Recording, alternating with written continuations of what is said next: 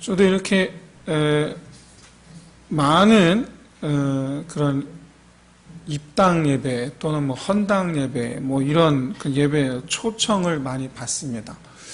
아무래도 뭐 이제 노회가 있고 또 기타 또 이런저런 또 모임이 있고 하다 보니까 1년에 한 평균 한 4번, 5번 정도는 입당 예배 또는 헌당 예배를 드려요. 입당 예배, 헌당 예배는 다릅니다. 입당 예배는 이제 성전을 다 건축하고 들어갈 때 드리는 게 입당 예배고, 헌당 예배는 이게 좀 원래 그러면 안 되는데 이 빚으로 건물을 짓다 보니까 그 빚을 다 갚을 때 온전히 우리 힘으로 다 교회가 딱 됐을 때 그때 이제 헌당 예배를 드립니다. 그럼 우리나라만 있는 그런 것 같아요. 그런데 중요한 것은 입당 예배, 헌당 예배 아무튼 지가 이렇게 하나님께 봉헌, 성전을 봉헌하는 그런 예배를 드릴 때 하나님께서 뭘 기뻐하실까 합니다. 뭘 기뻐하실까? 여러분 성전 드린 것을 기뻐하실까요? 아니면 뭘 기뻐하실까요? 우리가 보통 이렇게 교회를 아름답게 짓습니다. 크든지 작든지. 뭐 큰 교회는 큰 교회들 아름다울 것이고 작은 교회는 작은 교회들 아름다울 것이고 아무튼 이 최고의 그런 모양으로 건축하려고 하죠. 그래서 아름답게 짓습니다. 하나님께서 기뻐하시겠느냐? 뭘 기뻐하실까에 대한 말씀이 바로 오늘 본문 말씀입니다. 뭘 기뻐하실까? 분명한 것은 오늘 우리가 본 마지막에 보시면 하나님의 여호와의 영광이 여호와의 성전에, 이렇게 2번 강조하죠. 여호와라는 이름을, 여호와의 영광이 여호와의 성전에. 이것은 하나님의 소유를 가리킵니다. 즉 하나님의 영광이 어디입니까? 하나님의 성전에. 즉 여기는 나의 집이라, 내 것이라 라는 어떤 그런 의미에서 여호와의 영광이 여호와의 성전에 2번 그렇게 강조해서 기록한 것입니다. 어쨌든지 간에 이 봉헌하는 장면에 있어서 하나님의 영광이 임했단 말이죠. 뭘 기뻐하신 걸까? 뭘? 하나님께서 기뻐하실 만한 요소가 오늘 본문에 보면 여럿 있어요. 여럿 있는데 그 중에 무엇 때문일까? 제가 지난주에 순간 헷갈려서 성전 완공 기간을 7년이라 했다가 제가 4년이라고 제가 고쳤는데 아니면 7년이 맞습니다. 제가 잠깐 헷갈렸습니다. 7년 동안 이제 성전을 완공했단 말이죠. 7년 동안. 그런데 오늘 2절에 보시면 에다니몰 곧 7째 달 절기에라고 되어 있어요. 그런데 사실 성전은 8째 달에 완공합니다. 그러니까 아직 완공이 안 됐어요. 아직 완공이 안 됐는데 이때 지금 이 소위 말하는 이제 봉헌, 입당 예배를 지금 드리는 거예요. 이유가 뭘까? 그러니까 이제 완전히 아무래도 성전 본당은 다 된 것 같아요. 성전 본당은 다 된 것 같은데 예를 들어 성전 외곽이라든가 아무튼 좀 뭔가 좀 미비한 점이 있었던 것 같아요. 어쨌든 간에 성전 전체가 다 끝난 건 아닙니다. 여러분 성전이라고 했을 때 우리가 알고 있는 성소, 지성소가 있는 성전 원래 본 건물과 그리고 또 앞뜰이 있고 주변에 이렇게 두르는 울타리가 있죠. 물론 벽이지만은 어쨌든 그걸 이렇게 우리가 성전이라고 말하지만 오늘 본문에서 성소와 지성소가 있는 성소죠. 성전이라는 의미라기보다는 성소라고 부르는 게 맞겠죠.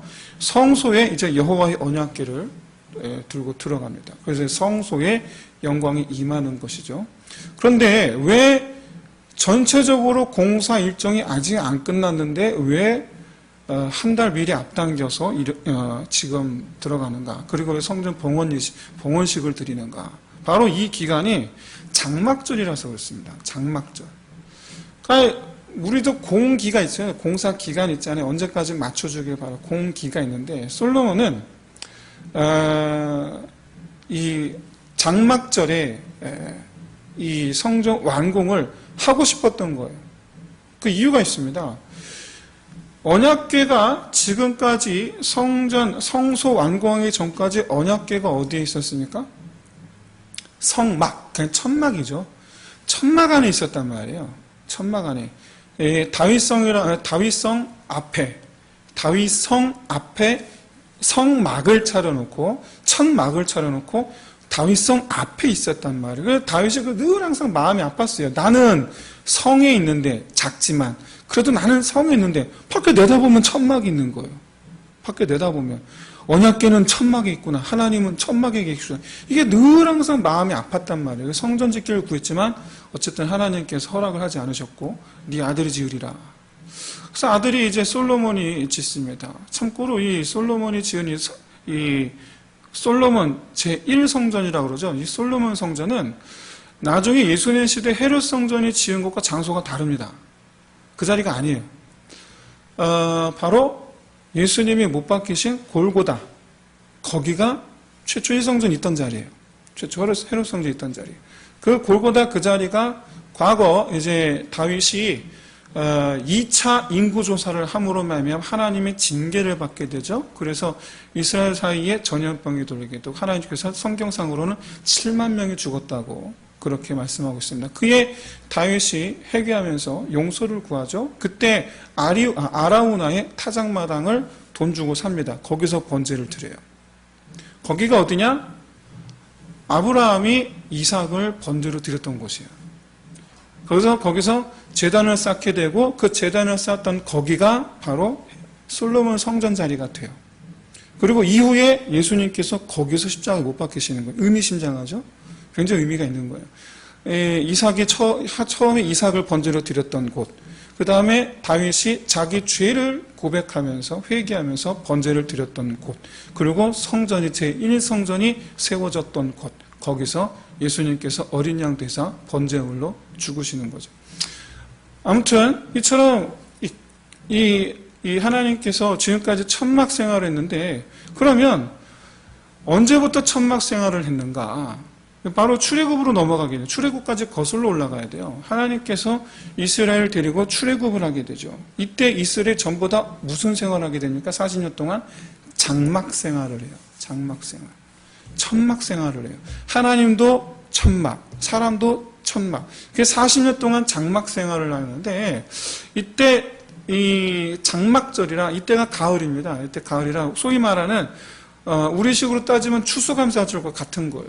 추수감사절. 사실 우리의 추수감사절은 성경에서 온 게 아니죠. 미국에서 온 건데 어쨌든 간에 같은 개념이에요. 같은 개념에서 이제 일주일 동안 이제 축제를 열고 일주일 동안 절기를 지킵니다. 이제 장막절을 왜 하나님께서 이 장막절을 또 다른 말로 수장절이라고도 하는데 왜 이 장막절을 제정하셨냐면 우리가 천막생활을 하는 가운데서도 하나님께서 우리에게 은혜를 베푸셔서 우리 가운데 소출이 끊어지지 않게 하시고 여러분 이스라엘이 장막생활 하는 동안 40년 동안 농사 안 지었습니다. 농사 못 지었어요. 소출이 없어요. 그냥 뭐 양떼 데리고 다니는 정도? 그냥 그 정도? 있어봐야 만나란 말이에요. 주셔봐야 만나. 물론 지나가다가 이제 이 에돔 또는 뭐 이스마엘 이렇게 있어서 이 세일산에 가면은 에돔 족속에게 그리고 바란 광야에서는 이제 이스마엘 후손들에게 그 다음에 가나안 땅 초입경에 들어가면 암몬 자손에게 아무튼 이스라엘 형제 국가들에게 이렇게 교육하면서 물론 이제 다른 여러 가지 음식들을 얻긴 했지만 궁극적으로 이스라엘은 자기들이 소산을 얻은 게 없단 말이에요. 자기 손으로. 하지만 그럼에도 불구하고 베푸시는 하나님. 그럼에도 불구하고 음식이 끊이지 않는 것. 그래서 이 장막절을 통해서 우리에게 생명을 주시는 분은 하나님이시다. 이것을 알게 하시기 위해서 제정하신 것이 장막절입니다. 그런데 이 하나님도 천막생활, 이스라엘도 천막생활 하다가 가나안 땅에 들어와서 이스라엘 백성들은 집으로 들어갔단 말이에요. 근데 하나님은 여전히 장막생활을 하고 계시단 말이에요. 달리 말하면 이 성전은 진정한 출애굽의 목적, 즉 이 장막 생활을 하던 기간이 진정한 장막 생활하는 기간이 진정으로 끝났다라는 것을 알리고 싶은 거예요. 우리의 천막 생활은 끝났다. 무슨 말이냐? 하나님께서 여러분 이스라엘로 하여금 왜 애굽 땅에 왜 출애굽해서 왜 가나안 땅에 오게 하셨습니까? 내가 아브라함이 약속하셨죠. 내가 네 후손으로 내 백성 삼고 가나안 땅으로 인도하여 내가 하나 그곳에 나의 나라를 세우리라. 하나님 나라를 세우리라. 그들로 내 백성이 되고 나는 그들이 하나님이 되리라. 하나님의 나라를 세우시기 위한 목적이었단 말이에요. 근데 지금까지 나그네였어요. 나그네에서 물론 가나안 땅에 들어와 있지만 가나안 땅에 들어와서 나름 이스라엘 백성들은 이제 자기 집에서 자기 터를 가지고 살게 됐지만 중요한 것은 바로 아주 중요한 목적, 여기 왜 오게 됐느냐를 기억하라는 거예요. 우리가 왜 하나님께서 우리를 왜 이리로 이끄셨는가? 성전을 봉헌했던 이유, 하나님을 성소로, 언약궤를 성소로 모셔놓고 왜 그렇게 성전에 장막절을 맞췄는가?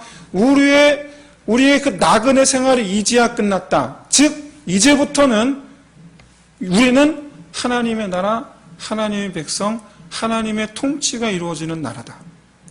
이걸 강조하고 싶었기 때문에 장막절에 맞추고 싶었던 거예요. 이것 때문에.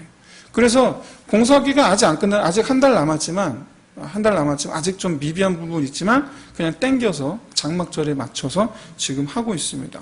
중요한 것은 이때 모든 백성들이 다 모입니다. 물론 장막절 절기이기 때문에도 이렇지만 여러분 제가 지난주에 말씀드렸다시피 이스라엘 백성들이 같은 기간에 성전 건축을 위해서 동원된 인구가 20만 명이에요. 같은 기간에.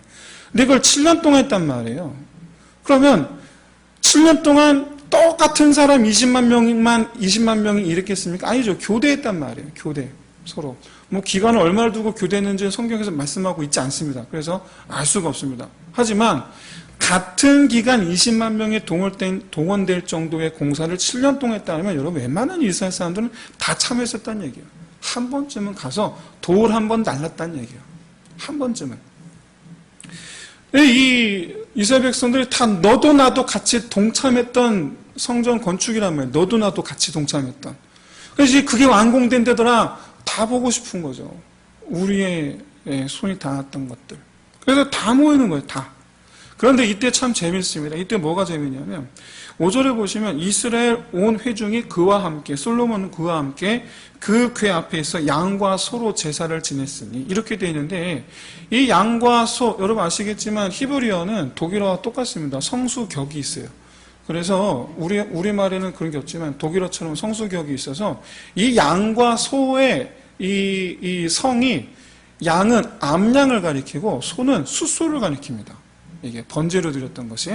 그런데 이때 이 이스라엘에 드려지는 제사는 모두 5가지입니다. 5가지. 하나는 번제, 소제, 화목제, 속죄제, 속건제. 이 중에서 이 번제는 반드시 오직 소, 양, 염소, 동물을 드린다면 반드시 수컷만 드릴 수 있습니다. 수컷만. 그 암양을 드렸다는 얘기는 이건 번제가 아니라는 얘기야. 이 제사는. 이 번제는 번제가 아니다.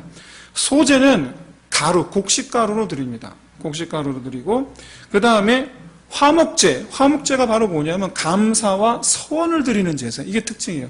감사, 지금까지 우리에게 행하신 그 하나님께 감사합니다. 그러므로 이제 우리가 이렇게 하겠습니다. 이게 화목제예요. 근데 이 화목제는 암수 모두 제물로 드릴 수가 있어요. 모두 제물로 드릴 수가 있어요. 그 다음에 모두 이 5가지의 제사 중에 유일하게 드린 제물을 제사를 드리러 온 모든 사람이 같이 나눠 먹어요. 같이 나눠 먹어요. 그러니까 하나님께 제물로 드려놓고 그걸 다시 우리가 같이 먹어요. 이거를. 그 다음에 이 율법을 어긴 것을 속죄하는 이 속죄제. 여기는 양을 어린 양만 드릴 수 있어요. 어린 양만. 그래서 예수님께서 어린 양으로 죽으신 거예요. 속죄제. 어린 양으로. 그래서 속죄제물로 죽으신 거예요. 번제물로 죽은 속죄제물로. 따라서 암양을 드렸다는 것은 속죄제가 아닌 거죠. 마지막으로 속건제. 속건제는 물건 훔쳤을 때 또는 하나님의 물건을 성물을 만졌거나 이럴 때 이제 속건제를 드리는데 속건제는 양을 드릴 때 다른 동물도 드릴 수 있지만 양을 드릴 때는 순양만 드릴 수가 있어요. 그러니까 무슨 얘기냐면 암양을 드리는 제사는 화목제밖에 없어요. 따라서 오늘 본문에 드려진 이 제사는 화목제다. 화목제다. 그러니까 여기에 드려진, 오늘 본문에 보시면 드려진 재물을 셀 수도 없다라고 말씀하고 있는데, 그렇죠? 셀 수도 없어요. 셀 수도 없는데 그거 다 누가 먹습니까?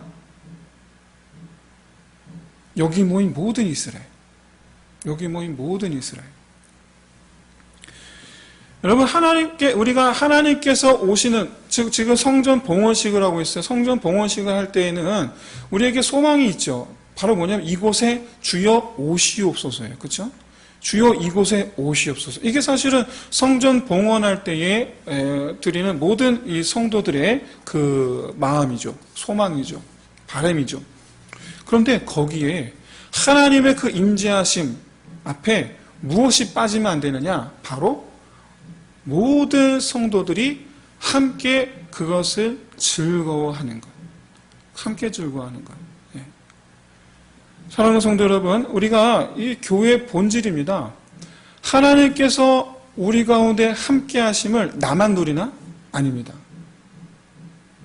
모든 성도, 모든 백성들, 즉 지금 이 성전 봉헌식을 드린다는 건 아까도 말씀드렸지만 솔로몬이 말하고 싶은 것, 이제 하나님 통치의 시작이다. 이제 하나님 통치의 시작이다. 여기에 누가 있습니까? 백성들이 있죠. 통치 아래에 있는 백성들이 있죠. 즉 하나님의 통치를 백성들이요 즐거워할지어다요. 하나님 백성들이요 즐거워할지어다. 그래서 이 성전 봉헌식에 드려진 제물이 바로 화목제예요. 우리 함께 즐거워하자요. 주께서 우리를 다스리신다. 우리 함께 즐거워하자요. 주께서 우리의 대장 되신다. 주께서 우리 왕이 되신다. 우리 함께 즐거워하자요. 사랑하는 성도 여러분, 우리가 참으로 모든 예배가 봉헌 예배처럼 이렇게 드려지면 드려지는 건 아니죠. 하지만 그러나 하나님의 임재하심이라는 것을 생각할 때에 하나님께서 우리 가운데 함께 하신다라는 어떤 그런 의미를 생각할 때에 그래서 예배의 가장 큰 핵심이 바로 뭐냐면 성도의 교제예요. 예배에 5가지 요소가 있는데 예배의 5가지 요소 중에 한 가지가 바로 성도의 교제예요. 그래서 사실은 매 주일마다 드려지는 예배는 사실 화목제예요. 사실은 화목제예요. 화목제처럼 그렇게 화목제 의미를 가지고 드려지는 예배가 되는 거예요. 그래서 예배 안에 광고도 하기도 하고 그런 게 있는 거예요. 그래서 사실 성도의 교제. 그래서 사실은 이제 교회 안에 성도의 교제를 위해서 누가 어느 가정이 입원하셨습니다. 누가 이렇게 또 이렇게 어디 집 돌잔치를 합니다. 이런 게 하나도 쓰잘데기 없는 것이 아닌 거예요. 함께 기뻐해주고 함께 축하해주고. 어떤 분은 자기 얘기가 나가는 게 싫다고 자꾸 숨기는 분들이 있어요.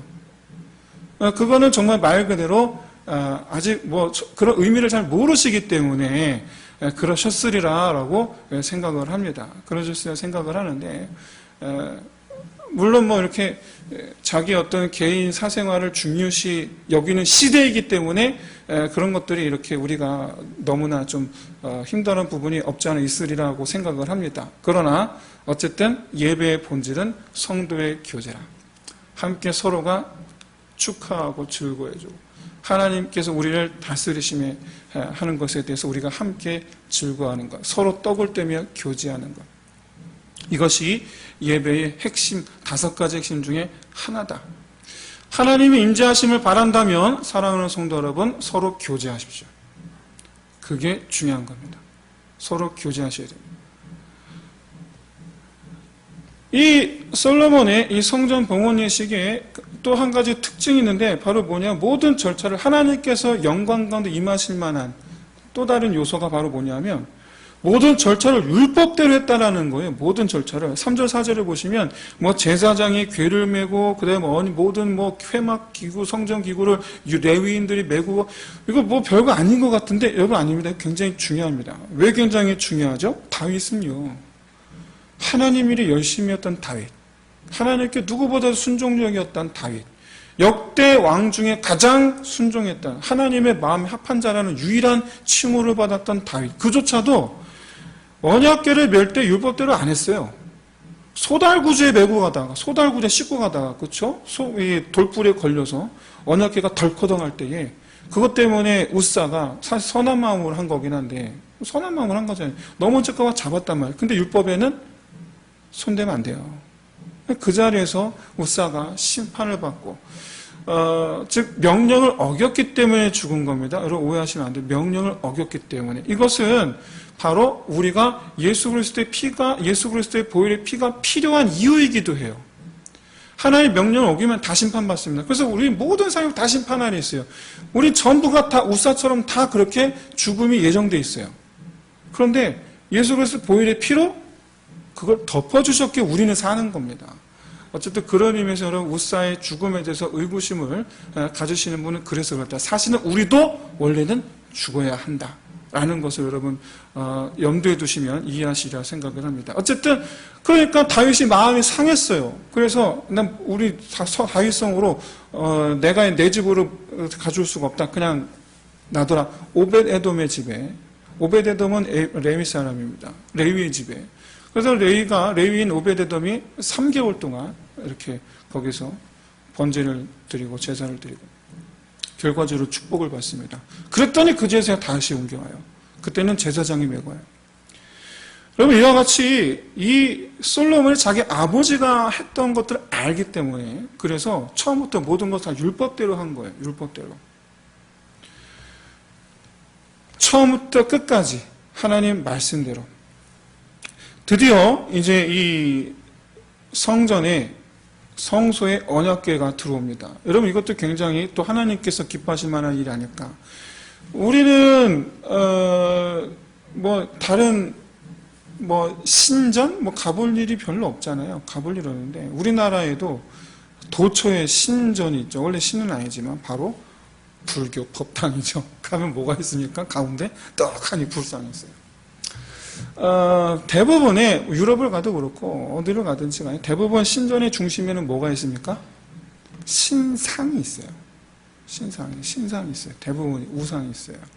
그런데 여호와의 그냥 제가 우리 기독교적 입장에서가 아니라 그냥 보편적 입장에서 용어를 말씀드리면 여호와의 신전 안에는 뭐가 있습니까?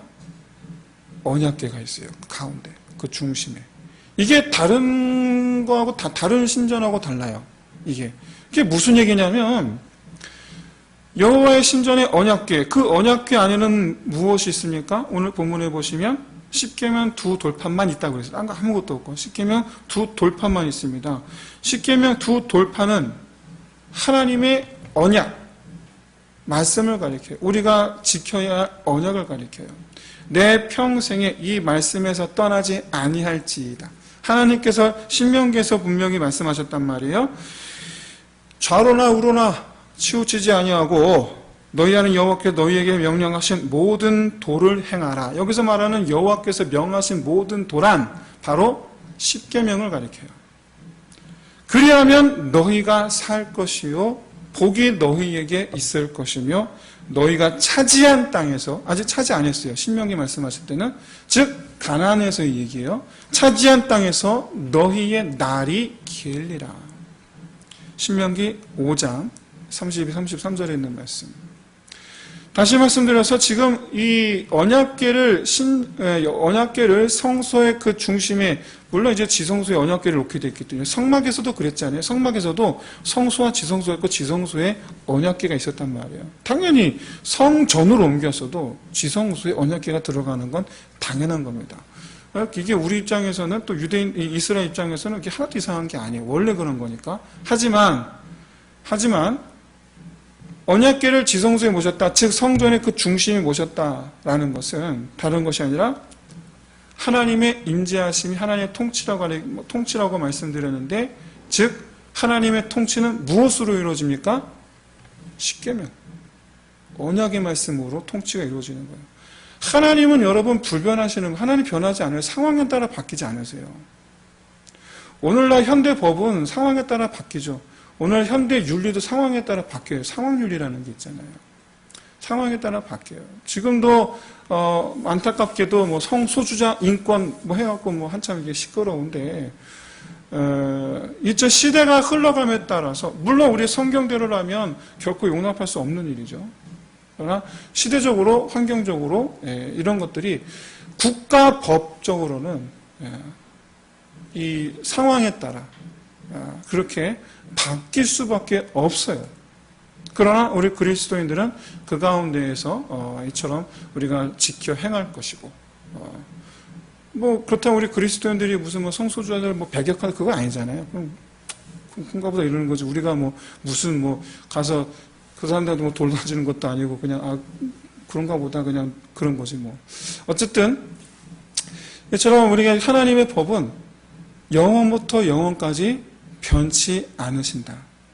즉 하나님의 우리를 다스리신 통치 방식이 바로 뭐냐면 변하지 않는 율법.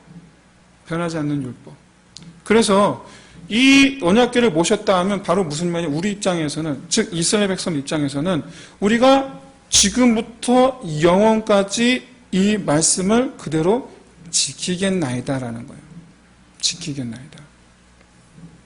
그럼 다시 한번 말씀드립니다. 하나님 말씀은 변하지를 않아요.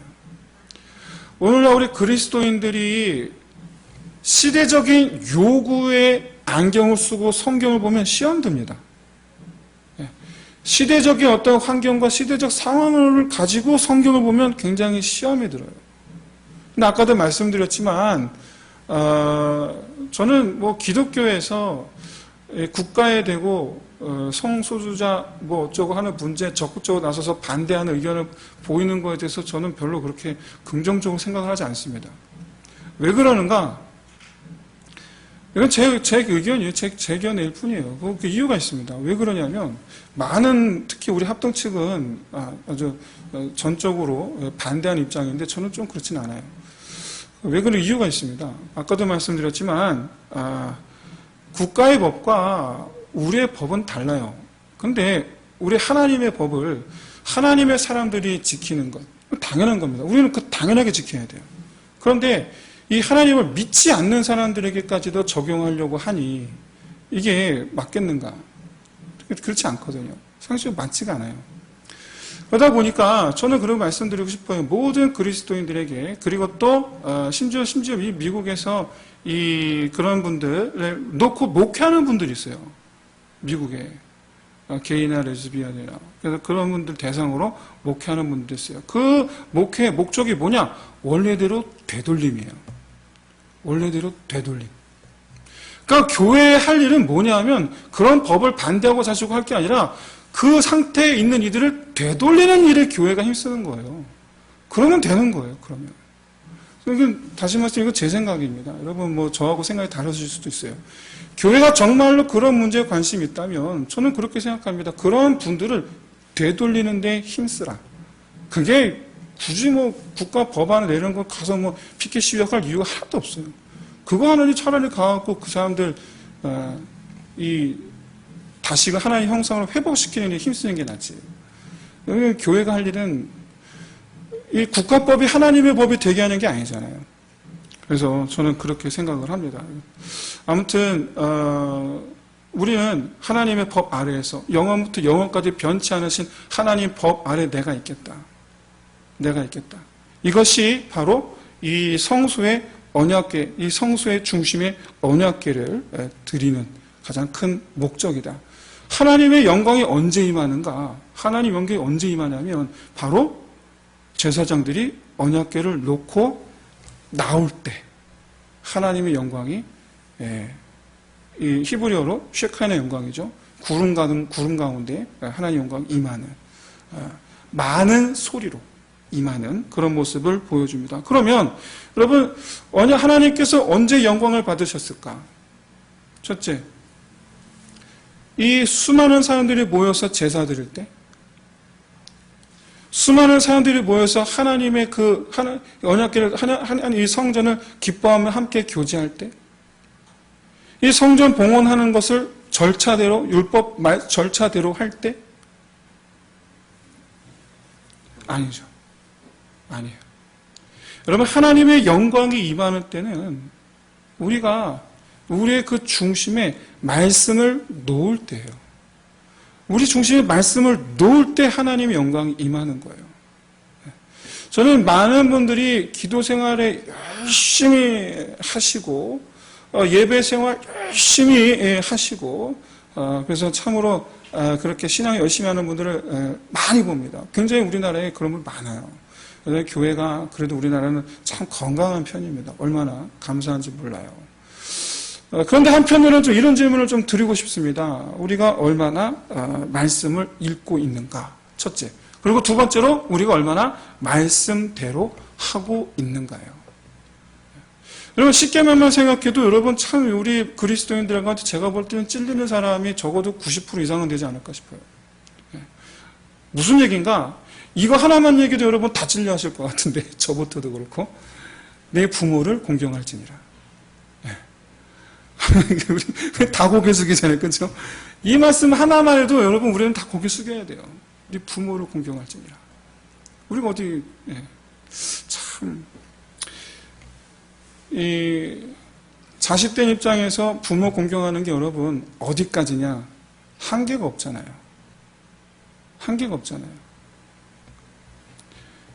사랑이라는 게 그래요. 사랑이라는 게 하나님을 사랑하라, 이웃 사랑하라. 이것이 결국엔 십계명의 이 가장 핵심인데 이런 사랑이라는 거에 한계가 어디 있습니까? 예수님께서 보여주신 한계가 있어요. 바로 뭐냐면 죽기까지예요. 무슨 얘기냐면 부모 공경하는 일에 나 죽기까지 부모님을 공경하라는 얘기예요. 나 죽기까지. 근데 우리는 가진 변명을 들어서 부모님 공경 안 하려고 한단 말이에요. 가진 변명을 들어요. 이래서 저렇다 저래서 저렇다. 사랑하는 성도 여러분, 정말 참으로 우리 스스로가 내가 얼마나 말씀을 묵상하는가 저 나다나엘처럼. 근데 한편으로는 그러면 우리는 또 얼마나 말씀대로 하고 있는가? 내 삶의 중심에 말 그대로 말씀을 놓고 있는가? 내가 얼마나 말씀을 바라보고 있는가? 내가 얼마나 그 말씀을 드러내고 있는가? 하나님의 영광으로 함께 하시는 저와 여러분 다 되시기를 주의 이름으로 축원드립니다. 하나님 영광이 언제 임한다고요? 우리가 말씀으로 살 때예요. 성령 충만함이 언제 있습니까? 기도 많이 할 때요. 어떤 분은 방언기도 막 하면서 성령 충만 받았다고 말씀하시더라고요. 좋습니다. 괜찮습니다. 궁극적인 성령 충만은 바로 말씀에 내가 순복할 때예요. 특히 언제냐? 싫은데 순복할 때예요. 그렇게 하기 싫은데 순복할 때. 가장 대표적인 예로 부부관계 남편에게 말합니다. 네 목숨같이 아내를 사랑하라. 저도 잘 못합니다. 솔직히 말씀드리는데 저도 잘 못합니다. 찔림이 설교하면서도 맨날 찔리는 게 그 말씀이에요. 부인 아내들이요 남편에게 복종할지니라. 그리스도께 하듯 복종할지니라. 남편한테. 여러분 이런 말씀 앞에서 여러분 그냥 끝까지 자기 고개를 딱 들고 지키고 서 있을 수 있는 사람이 누가 있어요? 누가 있어요? 저는 정말로 이렇게 제가 우리 교회는 아직은 이렇게 구역 모임을 못 하고 있지만 예전에 교회에서 그래서 구역 모임 많이 다녔습니다. 그런데 구역 모임에서 빠지지 않고 나오는 티타임 시간에 빠지지 않고 나오는 담화 내용이 있습니다. 뭐죠? 담화. 소위 뒷담화. 누구 뒷담화? 남편 뒷담화. 아니 다 해. 전교인 전 여성도가 다 남편 뒷담화하고 있더라고요. 참 그렇더라고요. 그 얘기 들어보면 남편 그분들이 말씀하시는 대로 남편의 모습을 상상해보면 그럴 수밖에 없겠구나 싶어요. 그럴 수밖에 없겠구나 싶어요. 그런데 성경은 뭐라 말씀하십니까? 그래도 이걸 주님께서 보여주신 거예요. 우리가 뭐 어디 사랑할 만한 게 있어요. 우리가.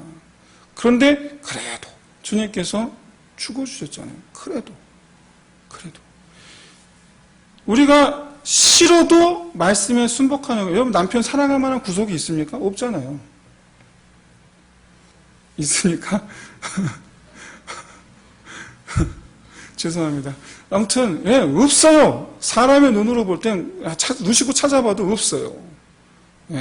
하지만 하나님께 순복함으로 하는 거예요. 하나님께 순복함으로. 말씀을 내가 이루리라. 말씀을 이루리라. 우리가 그럴 때에 하나님의 영광이 임하는 거예요. 하나님의 영광이. 하나님께서 영광을 받으시는 거예요. 내가 하나님의 영광을 입는 것이 아니라 하나님께서 영광을 받으시는 거예요. 그렇게 여러분, 하나님께서 영광 받으시는 삶 되시기를 진심으로 소원합니다. 여러분, 이 세상 살면서 누구한테 인정받는 게 중요합니까? 그리스도인에게 있어서 최소한. 우리 성도, 우리 그리스도인들에게 있어서 최소한 누구한테 인정받는 게 중요한가? 물어보면 100이면 100 하나님이잖아요. 근데 실생활에서 어떻습니까? 뭐 직장 상사한테 아니면 뭐 누구한테 사람 눈에 들려고 우리는 그렇게 아등바등 한단 말이에요. 아등바등. 사람들에게 좋은 그런 이야기를 듣고 싶고, 사람들에게 인정받고 싶고, 사람들 사이에서 높임 받고 싶고, 이게 우리 모든 사람들의 공통된 마음입니다. 공통된 마음.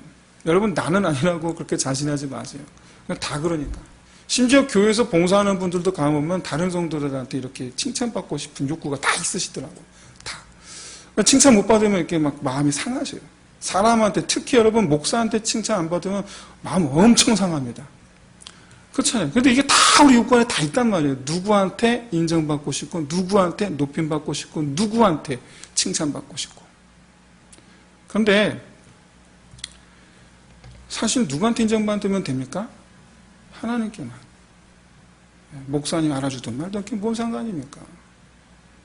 뭐 누가 알아주든 그게 뭐 직장에서 알아주든 그게 뭔 상관입니까? 나는 하나님 앞에서 한 건데, 나는 하나님 보시라고 한 건데, 이게 우리의 목적에, 우리의 삶에 우리 바라보아야 할 지향점이란, 이게 말씀대로 하는 게 바로 그겁니다. 말씀대로 하는 게. 우리가 말씀대로 왜 합니까? 의무로? 아니요. 어린아이가 부모에게 하듯이 엄마 이렇게 했어요. 나 잘했지요. 이거예요. 이거예요. 아빠가 얘기한 대로 나 이렇게 했어요. 잘했지요. 그거 칭찬받고 싶어서 그 와서 자기 아빠 말대로 했다고 자랑하는 거거든요. 칭찬받고 싶어서 엄마한테 엄마 말대로 했다고 와서 자랑하는 거거든요. 우리는 누구한테 칭찬받아야 되겠습니까? 하나님께. 근데 칭찬받는 방법이 뭐예요? 주의 말씀대로 내가 하였나이다. 이게 우리가 하나님께 칭찬받는 유일한 방법이에요. 하나님께 칭찬받는 유일한 방법. 기도 많이 하는데 말씀대로 안 살아. 그럼 그게 무슨 소용이 있겠습니까? 그게 무슨 소용이 있겠어요? 저는요, 정말 깜짝 놀랄 그런 일들을 본 적이 있어요. 저 동부 이촌동에 큰 유명한 교회가 있습니다. 지금도 하는지는 모르겠지만 저 학생 때는 거기서 목요일날 목요 찬양을 했단 말이에요. 그래서 저 맨날 다녔어요. 중학생, 고등학생 때, 심지어 대학생 때도 갔었어요. 근데 이제 예배 다 끝나고 이렇게 오는데 거기에 이제 이촌역이라고 있습니다. 아주 이촌역. 거기 이촌역이라고 있는데 우연치 않게 봤어요. 우연치 않게. 앞에 거기 사람 많아요. 예배실에 얼마나 많은지 몰라요. 근데 저렇게 찬양하고 뜨겁게 막 찬양하고 막 하는데 옆에 어떤 사람이 막 같이 막 방언기도도 하고 막 봤어요. 아니 너무 되게 이렇게 옆에 있으니까 어떻게 봤어요. 근데 그냥 잊혀졌어야 되는데 오다가 동부 이촌도 거기가 좀 으슥합니다. 길이. 이촌역이 으슥해요. 이렇게 가는데 그분이 이렇게 다 피면서 가는 걸 본 거예요. 무슨 소용이 있어요? 이게 무슨 소용이 있냐고 이게 도대체. 아무 소용이 없어요. 사랑하는 성도 여러분, 우리는 이처럼 하나님 앞에서 주여 보시옵소서 내가 하였나이다라고 말할 수 있는 것은 우리가 하나님께 말씀에 순종함으로 말씀대로 행함을 보여드리는 거예요. 아까 그래서 제가 성소주 얘기를 한 거예요. 내가 말씀대로 하는 게 중요하지. 그럼 법안 하든지 말든지 그게 무슨 상관입니까? 주께서 말씀하신 것 같이 우리가 주의 말씀대로 하는 게 더 중요한 거예요. 허다한 죄를 덮어주고 다시 온전히 회복시키고 하나님 앞에 그들로 구원받게 하고 이게 교회의 사명이고 이게 우리의 사명이고 이게 우리 할 일이지. 사랑하는 성도 여러분, 성도들 사이에서도 그렇고 내 직장 생활하는 가운데서도 그렇고 특히 가정 안에서 네. 자기 성격대로 나오는 곳이 어디입니까? 가정 안이거든요. 자기 성격대로 본성 있는 그대로 나오는 것이 집이에요. 집. 네. 요즘에 자꾸 저희 집사람이 저한테 하는 얘기가 있어요. 도윤이가 봐. 네. 가장 집이 우리의 가장 그 모습이 있는 그대로 나타나는 곳. 그렇기 때문에 여러분, 우리는요, 가장 일단 1차적으로 힘써야 되는 곳이 집인 것 같아요. 부인에게, 남편에게, 그리고 아이들에게, 내 부모님에게.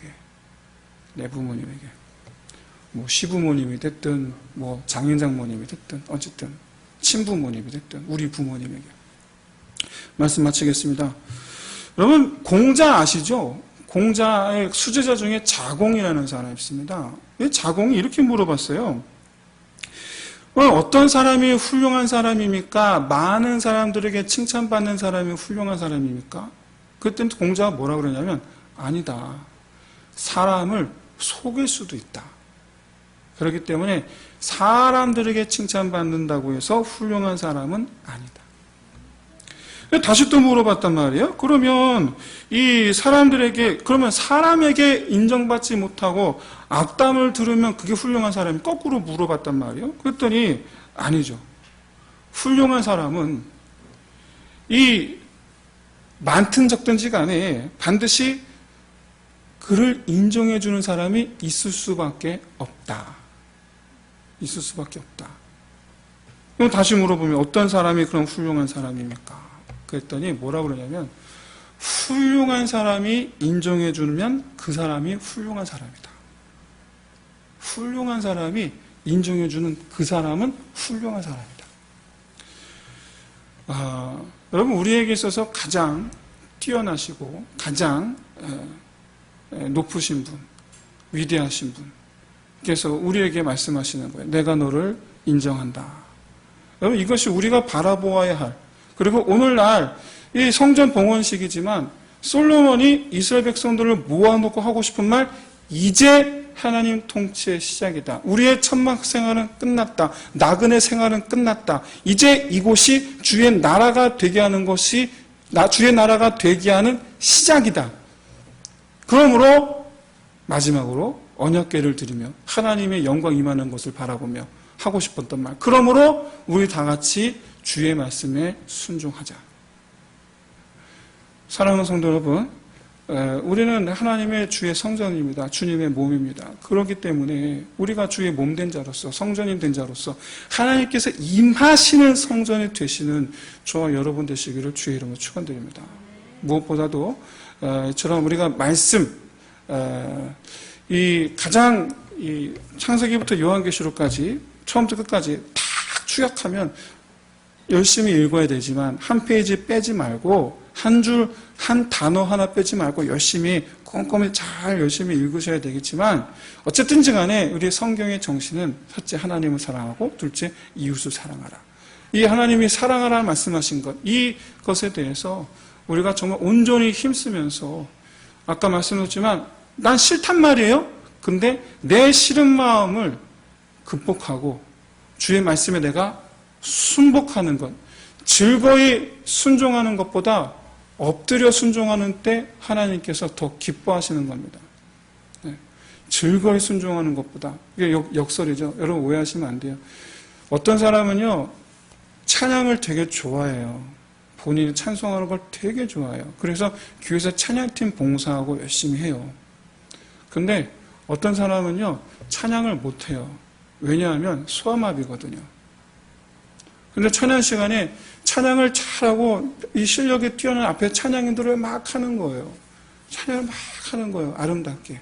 근데 소아마비라 발음도 못하는 사람이 파란 쪽도 못 움직이는데 찬양을 어떻게 찬양하느냐? 자기 얼굴을 치면서 한 손에 안 움직이니까 얼굴을 치면서 막 이러는 거예요. 하나님께서 영광 받으신 찬양은 어떤 찬양이겠습니까? 기억하십시오. 그건 내가 잘할 수 있는 것으로 하나님께 순종할 만한 것을 순종하는 것은 여러분 그게 그렇게 하나님께 영광이 되질 않아요.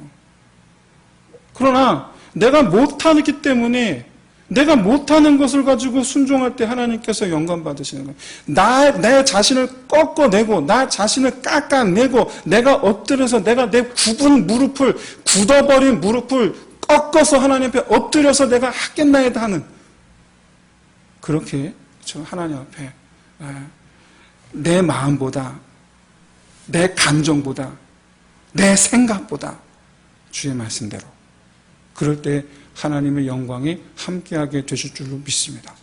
그렇게 주의 영광으로 살아가시는 저 여러분 다 되시기를 주의 이름으로 축원드립니다. 기도하겠습니다.